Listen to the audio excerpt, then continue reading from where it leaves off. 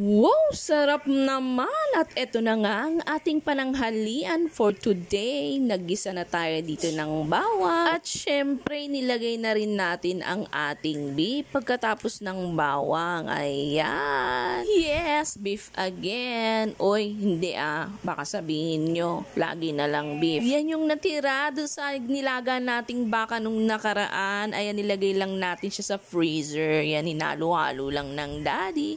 Yes! For today's video, si Daddy ang cook natin ngayon. Actually, beef broccoli nga sana yan. Pero dahil walang broccoli, iba ang nilagay naming gulay. Uy, inilagay na rin na pala ni Daddy ang onion. Pero okay lang yun guys, kahit walang broccoli. Total, mahal din naman kasi ang broccoli ngayon, kaya bihira rin yung merong nagtitinda. Ayan, nilagay na ni Daddy ang pinaghalong green beans at saka string beans. Masarap din to guys, kaya itry nyo rin siya. Sitaw lang yan at saka Baguio beans. Ipinaghalo lang ni Daddy at yan ang ginawang gulay para sa ating beef. Oh, ayan, tingnan niyo siya. Seryoso yan, oh. Tingnan mo. Oh, diba? Napa-smile pa nga. At ayan, nilagay na rin ni Daddy ang 3 sachet ng oyster sauce. At ang bilis nga lang pala niyang maluto kasi ang Daddy ay ayaw ng overcook sa gulay, lalo na kung sitaw at green beans. Oh, siya. Tara guys, lunch na. Nakakagutom na. Luto na yan. Ayan o, pwede nyo nga rin pala yung gawin sa baboy. Yan lang ang ilagay nyong gulay. Ayan, ulam na. Chinen! Ready to serve!